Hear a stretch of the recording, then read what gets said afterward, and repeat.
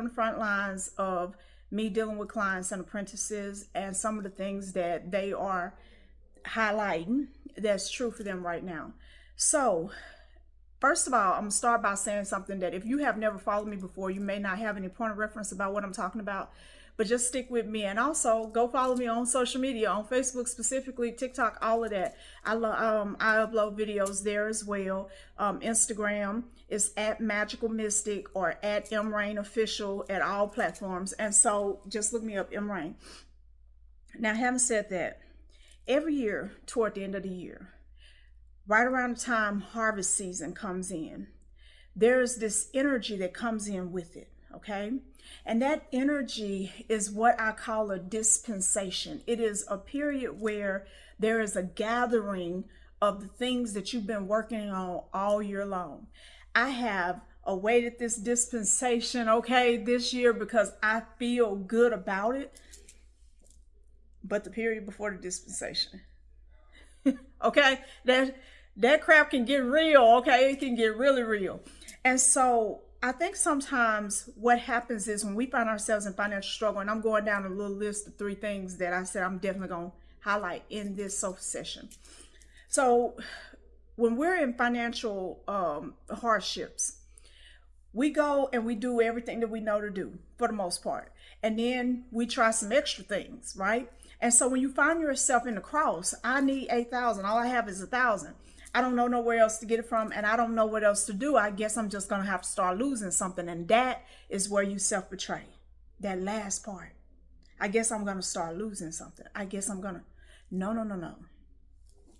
Let me tell you guys this. Oh, with my whole heart. Like if I could just pull my heart out and let you guys feel it on this part of what I'm about to say, I would. What is the point of a spirit team? What is the point of spirituality at all if we don't run to it for everything? For everything. So it's not just I'm telling you to go run into your spirituality because you have a need. No, for everything. But especially when you have a need, especially when it is a dire situation in front of you guys. I'm going to tell you guys this. And some of you guys, if you follow me long enough, you know this. Okay.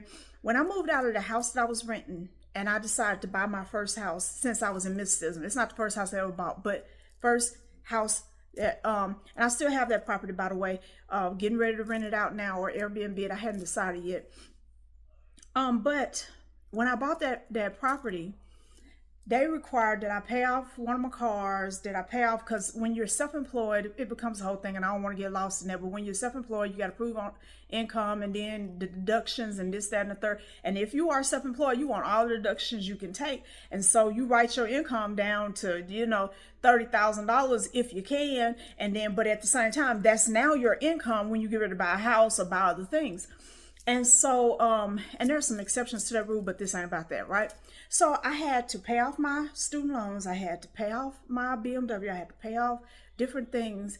And I'm like, oh my God. So what I thought was going to be a simple transaction, which is me pay my down payment and buy my home, turned into I still had to have the down payment, but I had to pay all these things off too in order to get approved for the loan. And let me just tell you, that was rough. By the time I finished buying my home, I don't even think I had $10,000 liquid left. And I still, and I'll tell you this, it probably wasn't even that much. I'm going to tell you what I do remember. I didn't have enough left to pay payroll when payroll got ready to come up. Okay, I did not have enough to go shopping and fill my house up the way I wanted to, you know what I'm saying? And in reality, that was the reality, that it cost me just way more than I had budgeted for to buy this house. And at that time, I didn't have it like I have it now, right? I had made $1 million, but I had put all that right back into the business and all that kind of stuff. I didn't have it. And so I was sitting there after the closing, and I was standing there in the house, and I was like, thank you, Spirit. We got this part done. Why should I doubt the next? Of course, there was doubt trying to raise up inside of me. Like, you done this, you got all these bills, what you gonna do next? Every time there is anything going on in my life, I always take it to spirit. Good things, bad things, hard things.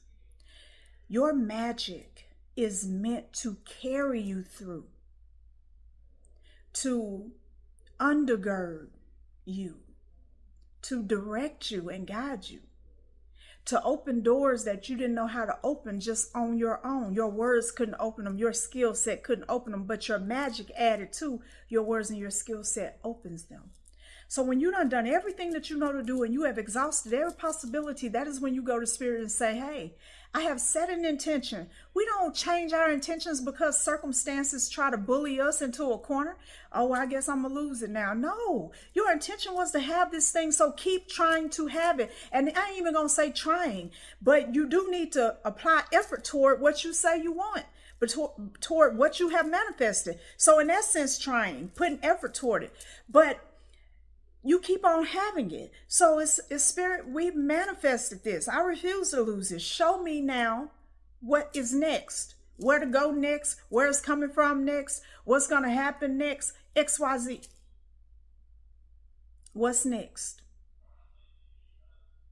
So I'm going to tell you what was next for me. So I'm sitting there and I got a paid off car and I got no student loans, which was great and blah, blah, blah. And then I get a thing that is from this place called One Main Financial, I believe it was. And I was like, and it was saying you can get a loan up to $20,000. I was like, that is exactly what I need, right? And I'm like, but they're not going to approve me. And I just bought this house and blah, blah, blah. But I heard my team say, go get the loan. So they said, well, do you have a title or anything? Car, blah, blah, blah. Well, just so happen I do. Just paid off this BMW, borrowed $20,000 more on the BMW, knowing that that's an easy thing for me to pay off. But just to get me through that little hump because of when I actually purchased my house, right? So I borrowed $20,000. I gave them the title to my BMW and all that.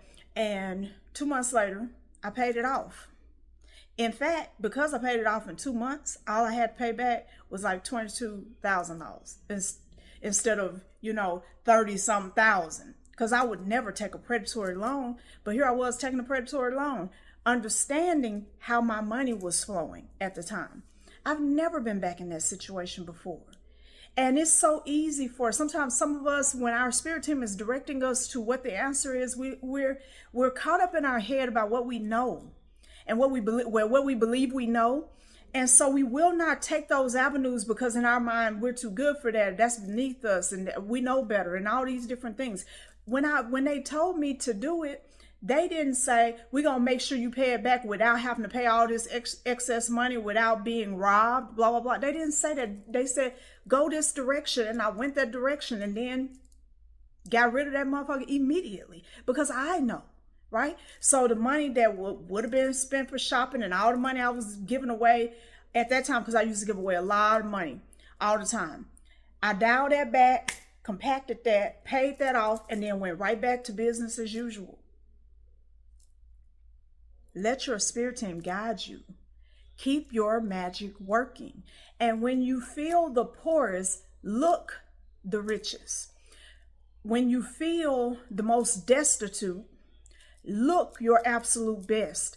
Because you got to create this new idea and this new paradigm in your life, which says, I don't go by what the world try to tell me to feel. I don't go by what my circumstances try to tell me to feel. I decide my feelings. I'm going to decide wealth and opulence, because why should I not decide it when it counts the most that I do? You got to hear that. It counts the most right now when you actually don't have the money yet. When you actually don't have the direction yet. You actually, you know what I'm saying? You actually don't have nothing yet. You just have the desire and the magic and the intention to put with that magic. That's when it counts the most. Anybody can feel rich when they're actually rich, but can you feel it when you're not yet? Let me tell you this too, okay? Don't be calling everybody, asking everybody for some help. You're a magical motherfucker, okay? That's what you are. You don't just guess around trying to see who gonna say what. No, go to your spirit team before you ever ask. Like, Spirit, this is what I need. And who can I call that's gonna help me?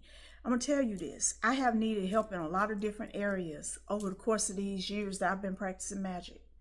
I always ask Spirit, show me where my answer is. And I have never had to second guess or go another direction or whatever.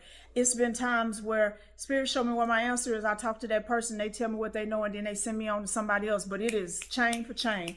I don't have to guess. I don't have to miss it.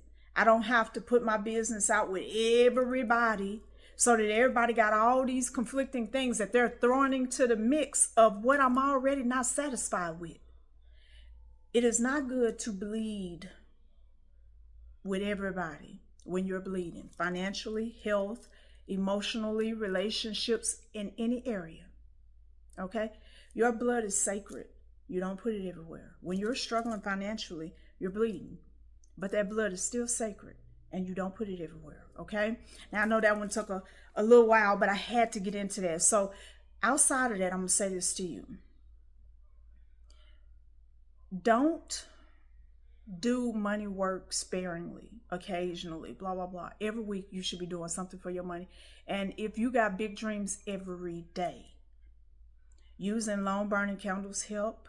Doing libation, getting into the habit of pouring libation regularly every week, at least every Sunday. Okay? That helps. Working with trees help. Creating grids for your wealth with stones that help. Run that grid through a whole lunar cycle and then set it outside and run it through a whole solar month. Okay? And then you take those same crystals and you keep them with you. Or you can leave it gridded. It's up to you. But magic is not something that you do spot by spot whenever you feel like it, especially not for your money, because you don't want your money to be spotty. So consistency helps to keep that drop from happening. So because now you're consistent, this is what happens. All of a sudden, something is coming through and Spirit will say, you need to start saving right now because a shortage is on the way.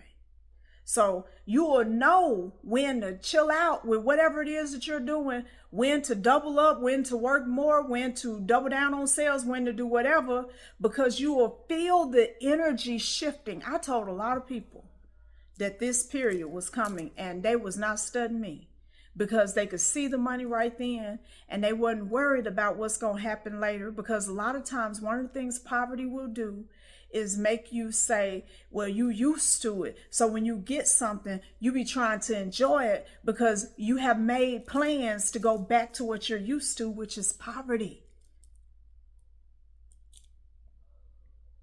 And that's no judgment. I've been there. But the problem with that is you've made plans to go back to what you're used to, which is poverty. And so you've made no plans for wealth or money. Wealth don't mean you can use your money however you want to whenever you get ready. That's never true without consequences. That is never true without consequences. Nobody is that rich that they can do any and everything that they want and expect that they will stay wealthy. There's rules to commerce. That's why I tell people, work with Ajay, A-J-E, Ajay. She's an Orisha, the Orisha of economics. There's rules in the marketplace. That's why you work with Oya, O-Y-A. She's another Orisha. Yeah, it's storm and yeah, it's cemetery, but also marketplace. Okay? There are rules to abundance. That's why I tell people, work with Ostara, because she's the queen of newness. Abundance is about newness. You putting your money in places where it brings new money.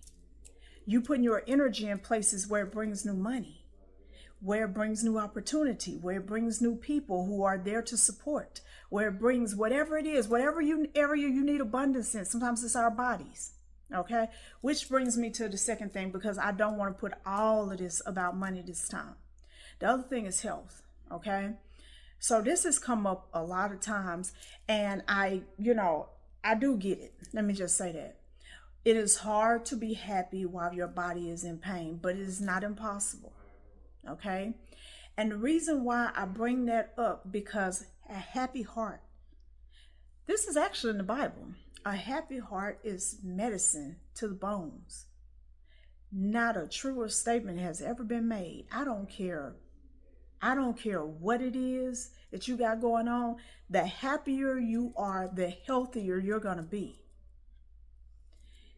It doesn't do everything, but that is always true, that you're going to get the best results from a happy place. Let me say this to you. I had to say this to a client, and it was heartbreaking to see how hard she took it. Okay? But when you are in a place in your life where you're steady getting sick and doctors don't know what's wrong with you, now there's such thing as ascension sickness. Okay, I make a all about it. I got classes about it and all that kind of stuff. But outside of that, okay, because most of you, that's not what's going on. Ascension sickness is a different type of sickness. I'm talking about you sick to the place where you feeling debilitated. You ain't got no energy to get out of bed. This, that, and the third. A lot of times your soul is telling you that there are things in your life that do not pass this place. Right? So you got a door here that you need to get through. Okay? And what happens is with this door, because it's a thick door. That's why I did the fist, okay? It's a thick door that you need to get through. But all the stuff that you have with you, they can't go. So this door ain't budging until this is gone. It just ain't. Because this can't go. And if you love this so much that you'll choose this, then you stay with this. But there's a fire behind you. And that fire is slowly coming. The door's here. You're here. The fire is coming. And it's getting more and more uncomfortable. And at a certain range, all of a sudden that fire starts heating your ass up. Now your ass hot. Your back hot. You're just hot. It's just like, well, I can't stay here. I'm uncomfortable. And that uncomfortable presses into your body. Now your chest is this, and your back is that, and your head is this, and everything is that. And all it is an allergic reaction to the life you used to be comfortable in. It can't be your life anymore. It is not comfortable to be pressed by spirit. And some of y'all pray those things. Spirit, help me to do it even if I don't want to. Do you know what that really means? It's uncomfortable to be pressed by spirit in the places where you are resistant to go. So sometimes you have to rethink your relationships. All of them. From marriage to children to parents. To friends, to work, to everything. I ain't talking about quitting everything, divorcing everybody, breaking up with everybody, not talking to nobody. Because sometimes the reason why y'all asks to do that, okay, is because you're too much of a coward to come back and say, hey, I know I have allowed you to do this thing for many years, but you can't anymore. I won't allow it. This is the new rule, and this is what we're working toward. Now, you can leave if you want to. I'm not going to keep you here. But what I am telling you is that this behavior won't get another single solitary pass, ever. There will always be consequences for this behavior. This behavior is not acceptable for me anymore. I'm grown. I've grown beyond it. And now if you want me, you must too. Some of y'all don't even give people that option. You just, oh, this person ain't going to do it. You don't know what they might do. Learn how to communicate with those around you and give them room. Give them room to adjust to the new you. And if they can't, they know where the door is. And you know how to release. So I'm not trying to get you out of your marriages and out of your family and away from your sister and your brother and all that. I'm telling you that as it stands, something in your life is toxic to what you're manifesting. And it's toxic to your purpose. And that's why you're manifesting physical symptoms. Now, can you really be sick? Sure. I really had lupus, y'all. The blood test really showed that I had lupus. I was really sick. I was really having seizures, y'all. I had epileptic fits, okay? I was really having them. I was really, my neck was really swollen out with Graves' disease. I really had a hypothyroid condition. My heart really was suffering from tachycardia, ATAC and VTAC. These things happened for years. And I thought that it was just my body breaking down. You know, my grandma died of thyroid cancer. Okay, so maybe this is just what it is. My mama had epilepsy. Okay, maybe that's just what it is. I don't know where the hell this lupus shit come from, but okay, that's just what it is. This is how I'm gonna live or die. How do you go that far to where the doctors say 3 to 6 months to live and end up here with no sickness in your body? You start to fix yourself. You start to let that sickness tell you the truth. Why is my heart hurting all the time? Why am I having so many chest pains? Because something inside of you is grieving. You're grieving. You're in pain. You're in emotional pain. You're in spiritual pain. Let's go visit that pain. And let's make space to understand the message in it. Because when we deal with it and it's really dealt with, that'll go away. And it's probably going to take most, if not all, of your chest pains with you. You ain't got to ever pull yourself off medicine to prove a point. You stay right there until the doctors be like, I don't know. Now, I came off my medicine. I don't recommend that. I caught 2 charges so fast coming off steroids, y'all. I could not control myself. I should have let the doctor take me off. I tell people all the time, don't just quit no medicine. Because if you manifest healing, baby, they will take you off. They won't have no choice. They'll be in your room looking at you confused. What you been doing? Have you seen another doctor? Well, who else treating you? And what kind of treatment they giving you? Okay? Half the time, the way you also know is that when you go to the doctors are saying, we don't see anything wrong. Do you know that doctors say that most disease is psychosomatic? Caused by your mind, they say. But more so than that, because I'm not going to call it psychosomatic. I'm going to call it spiritual. It's spiritually related to whatever is going on with your soul. And it's manifesting in your body. See, this body is a lump of clay. It's some powerful ass technology that belongs to the body. But it gets its activity through the soul. You are the soul that occupies that body. If that soul is broken, if that soul is sick, if that soul is grieving, you're not going to have any energy. You're not going to be able to focus. You're going to have a lot of pain. You're going to feel like you're suffocating. You're going to feel like you're drowning because the soul is drowning. And it's manifesting that through the technology of the body.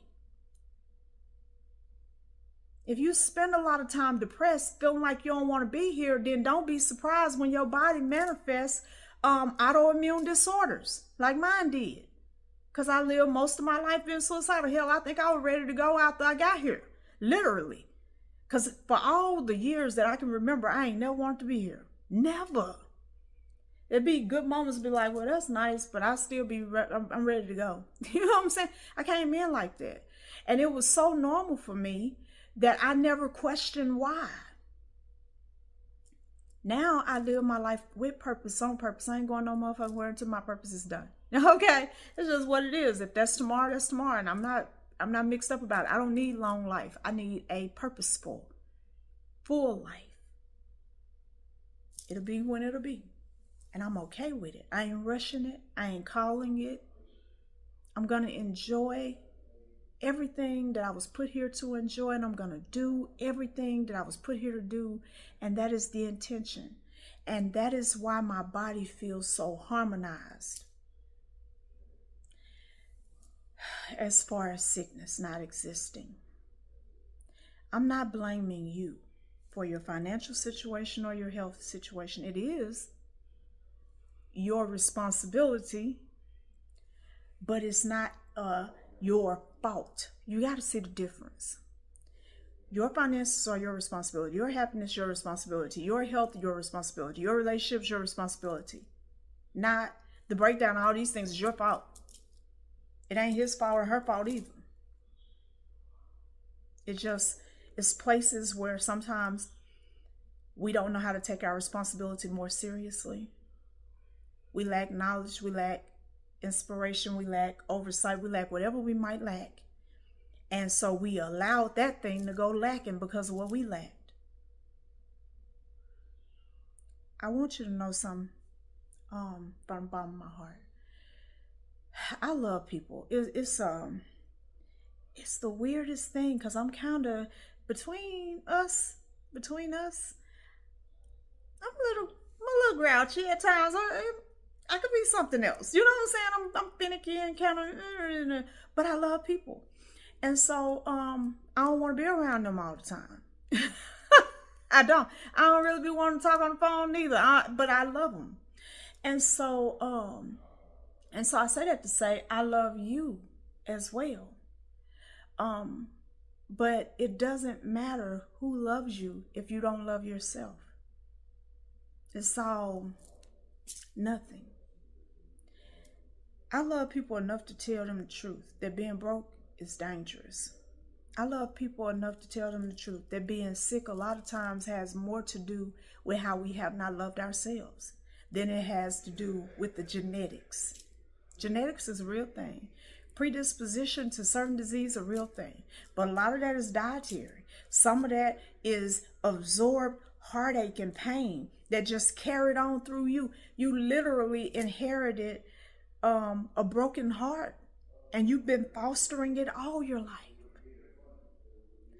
I love people enough to tell them that it ain't a thing, okay? Nothing that is wrong in your life right now that magic and mysticism and the practice of spirituality cannot improve, if not completely correct. I believe it. I live it. I prayed to God real hard and heavy when I was sick. I prayed and I prayed and I prayed and I prayed. Take me or heal me, because this ain't gonna work. Because I'm telling you, I'm gonna start helping you, right? I very rarely talk about how many suicidal attempts I've actually made, but I have. Okay, did not want to be here, and I damn sure didn't want to be sick. Right? But here's the reality. When I started this practice and I understood my own power and I stepped into it fully and stopped giving away the power to the Holy Ghost and this and that, everything changed. I wasn't waiting on a Savior to find me worthy enough to help me fix my life. I became the Savior and realized that if I can't see myself as worthy and I am me, how the hell do I ever expect anybody else to be able to do so? How can I not choose myself when I gotta live with me every day, all day?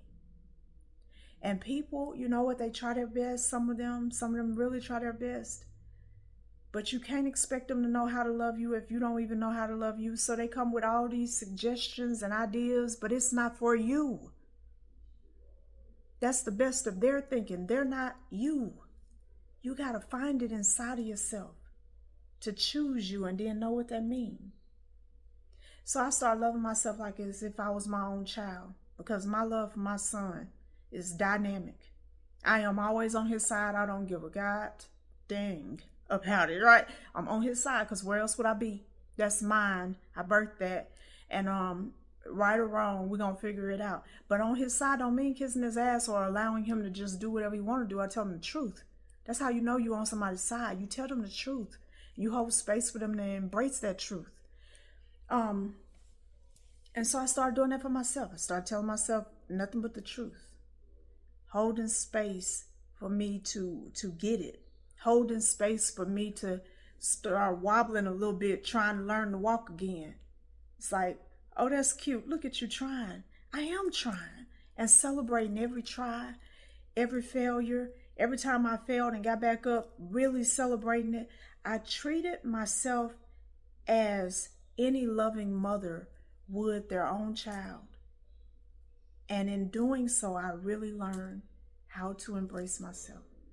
And I think if I could give any of you guys any advice, is to love yourself that way. See yourself that way. You are a baby in this body. Protect yourself.